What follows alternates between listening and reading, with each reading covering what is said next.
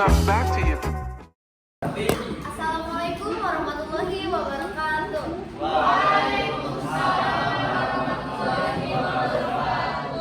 Oke, selamat pagi teman-teman semua. Baik, kembali lagi di podcast 3P, Pagi-pagi Podcast. Jadi dengan saya Wina Fuzal Maharani. Dan di podcast hari ini kita bakal membawakan materi tentang geografi dan akan diisi oleh beberapa guest star dan special guest dari podcast kami. Oke, kita sambut Kak Gercadi.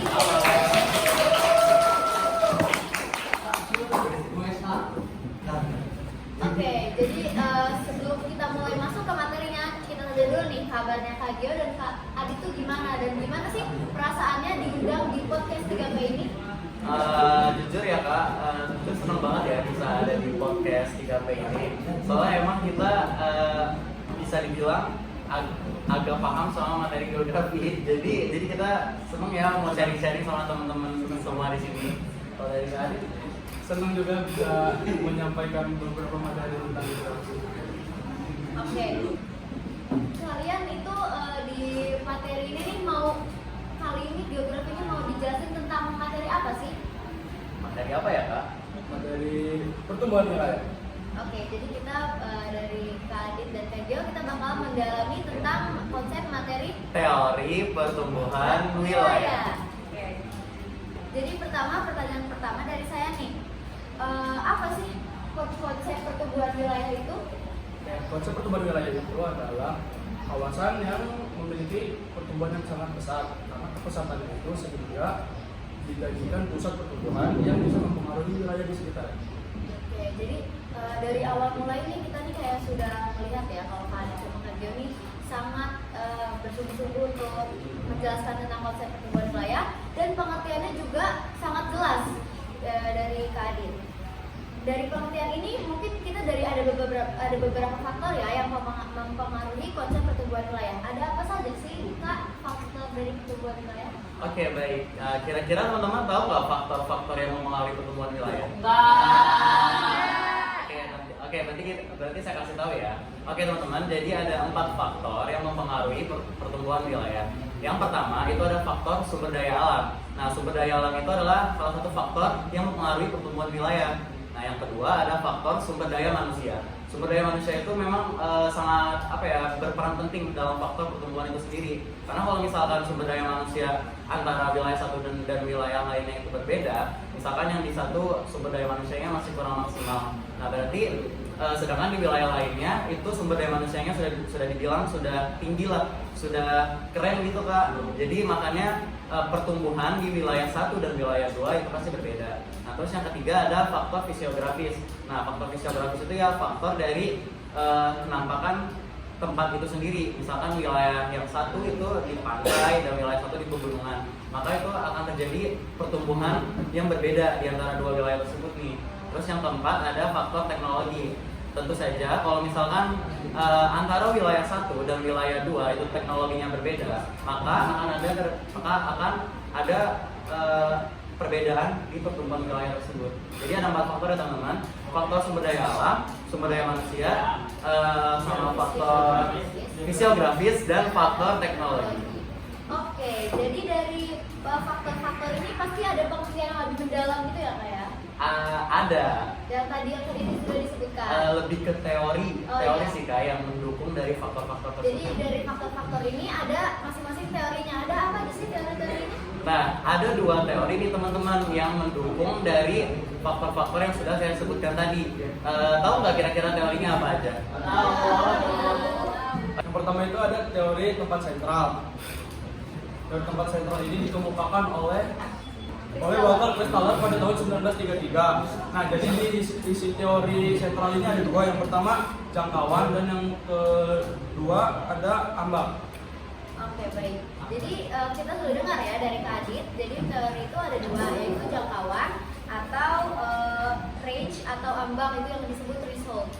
Boleh tahu nggak sih range itu apa atau yang dimaksud dengan jangkauan?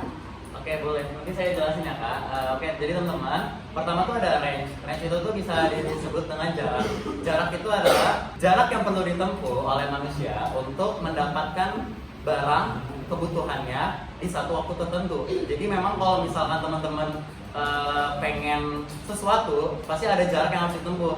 Gitu kira-kira contoh kecilnya. Nah, terus yang kedua itu ada threshold atau ambang. Nah, itu artinya jumlah minimal masyarakat untuk keseimbangan dan lancarnya suplai barang. Jadi kira-kira seperti itu. Paham nggak teman-teman? Paham ya? Paham nggak tahu kita? Paham. Oke, terus lanjut. Tadi kan ada dua teori ya. Tadi pertama teori tempat sentral itu dijelaskan oleh Kak Adit. Terus ini sekarang ada teori kutub pertumbuhan. Nah, teori kutub pertumbuhan itu menyatakan bahwa pertumbuhan di kota atau suatu wilayah itu tidak dilakukan secara serentak, melainkan berada di wilayah-wilayah tertentu dan intensitas yang berbeda-beda. Mau saya kasih contoh nggak teman-teman? Boleh. Oke, boleh. Jadi saya kasih contoh. Misalkan di wilayah A itu ada pembangunan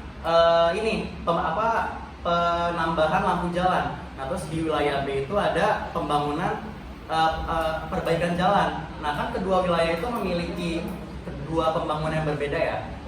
Berbeda dari aspek kebutuhannya. Misalkan di wilayah A itu kan ada pembangunan lampu jalan.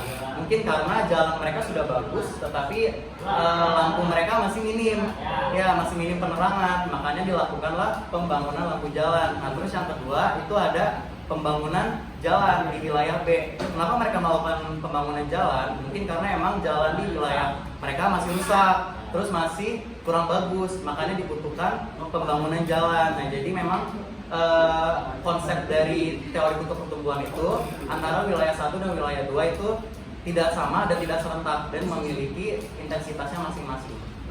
Ya, kira-kira seperti itu. Oke, baik.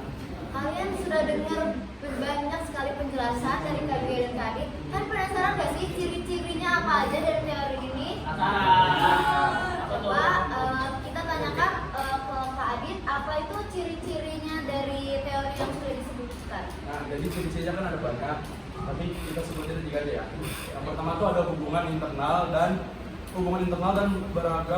beragam aktivitas. Terus yang kedua ada kota jadi makin hidup karena adanya perdagangan, pariwisata dan lain-lain.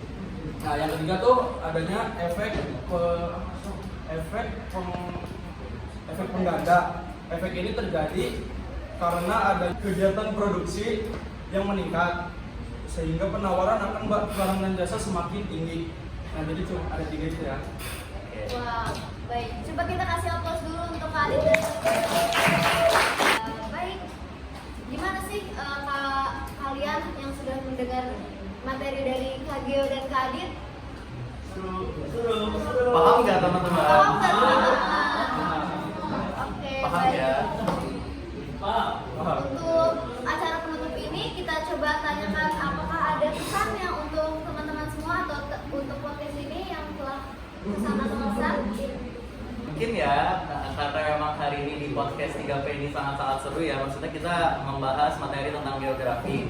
Jadi emang geografi itu sebenarnya sangat menarik ya teman-teman. Karena emang kita di geografi itu tidak hanya mempelajari tentang kayak kebumian aja, tidak mempelajari permukaan bumi saja, tetapi banyak materi-materi yang dibahas dalam geografi ini. Makanya semangat terus ya belajar geografinya.